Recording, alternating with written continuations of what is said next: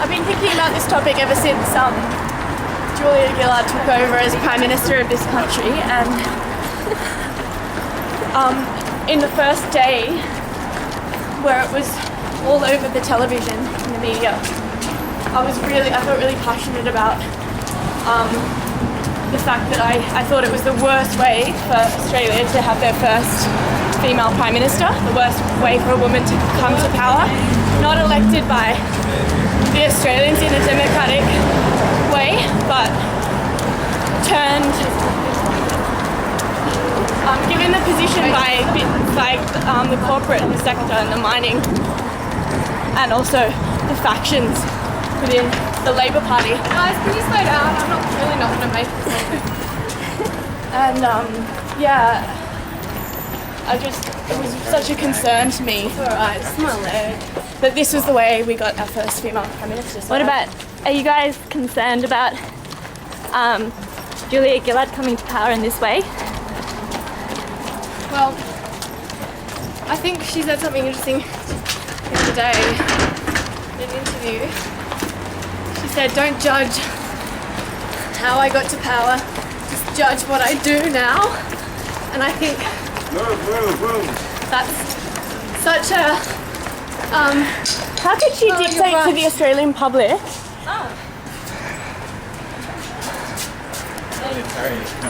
How can she dictate to the Australian public how to judge her as well? I think that's what politicians do.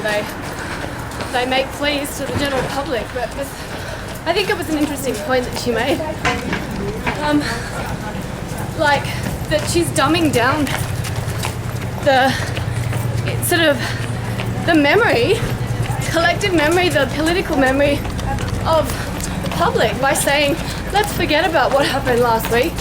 Let's just move on. It's almost sad. It's so true though, because it was only a week ago and I'm already over the topic. Yeah. 24 hours after the event, I was so passionate. I got quite emotional, you know? And everyone did see Kevin Rudd cry and feel so. And it was muddied by the fact that he said that he was elected by the Australian people. Strictly speaking, he wasn't, and it was good that Bob Hawke spoke up as someone who has been deposed to explain that that's not how the political system works. But What did Bob Hawke say? that's life, and it happened to him with Paul Keating. Yeah. So I think both sides of politics understand that's just how the party system works. But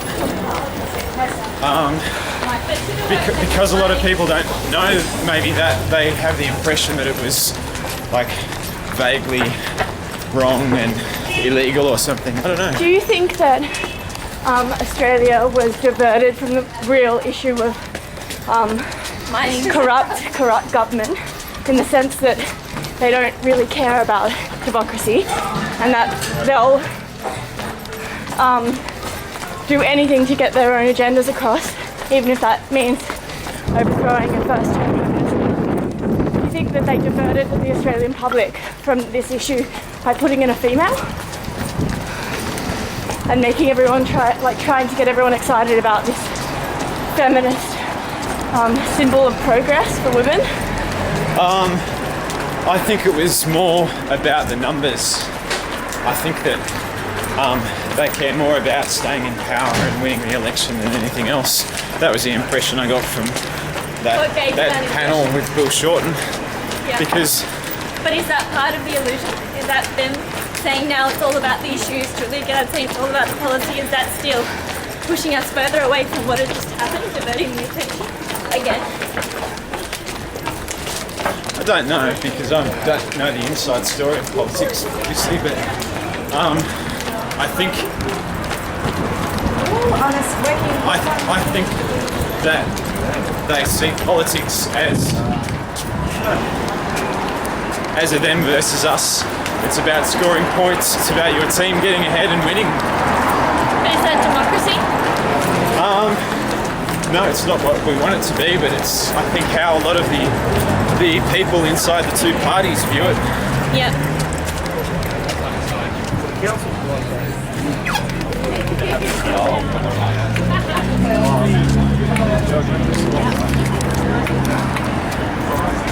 So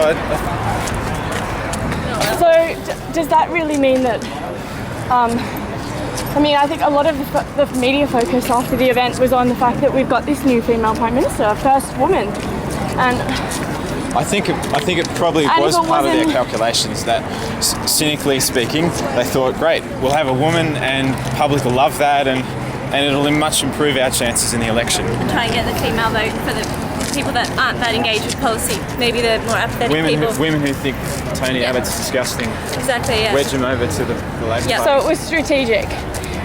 Yeah. It was part of the game, I think. Definitely, I think there's a lot of ways that the gender game can be played in politics in lots of situations. What do you think this means for the future of feminism? Well, Like the fact that it's not even Or- really an issue, it's just a veil to cover I don't think political we strategy. have gender equality yet. So just try and use tokens to try and prove we have gender equality. Equality masks the fact that we don't. Women are still not paid the same as men, and we don't. It's Do you know if a female Prime Minister is paid the same as a male Prime Minister? I don't know. Do you know? Does anyone know if a woman... Probably are. What is gender equality? Yeah, it's hard.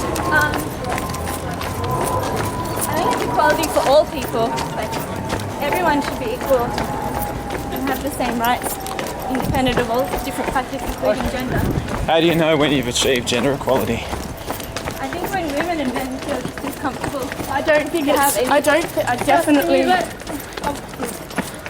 I definitely don't think it's when a female gets put into leadership of a party without it going to democratic vote.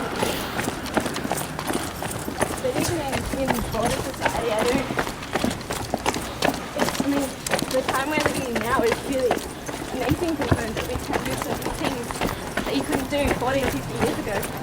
But we've still got a long way to go. And then I think that has impacts on men's rights as well, and there's a lot of confusion. So it sort of goes both ways. So gender equality for men and women is about people having more respect for each other, and genders having more respect for each other overall. Yeah, I actually would prefer it if Julie Gillard wasn't painted as, you know, the first female Prime Minister of Australia, but rather on how she got there and what she does in the job comparatively to other Prime Ministers, regardless of gender. Yeah. And it'll be interesting to see if that happens. But there's an interesting issue here. I saw an article where it sort of talks about all the female leaders across the globe, and actually showed that they didn't advocate for women's rights. They were actually very policy focused. Yeah. Maybe just the result is they had to be to get that. Yeah. They could never play the women's card. They had to be tough. But what does that say about... And then that's still not equal because they're still playing an agenda based on their sex. What does that say to young women who want to get involved in politics or... If it means that they can't be feminine, they can't push women's rights, they have to play the men's game still. They might be allowed to play, but it's still a men's rule, totally. I still get that feeling. Yeah, and Julia Gillard isn't the most feminine of women when you think about women and what is definably Yeah, I think female. she's alright. I wish we didn't hear so much about her hair and what she's wearing. Oh, like that front page with 40 hairstyles. Right, like this, that's What who would do bullshit. that to a man? You wouldn't do that to a new male prime minister. The point is, everyone's going on about trying feminism, but we still have a situation where women get paid considerably less than men. You know, like, I don't think because we've got a new female prime minister that she's going to bring all of these good feminist policies to the table. On her agenda. We don't even have a minimum wage for being a mother, not even considered a profession, even though it's... We don't even have adequate maternity Yeah, but even though pay, so When- women can actually work and have children. they've done studies on how many jobs it is to be a full-time mother, and it's 2.5 or 3 full-time jobs, but it's still not recognised.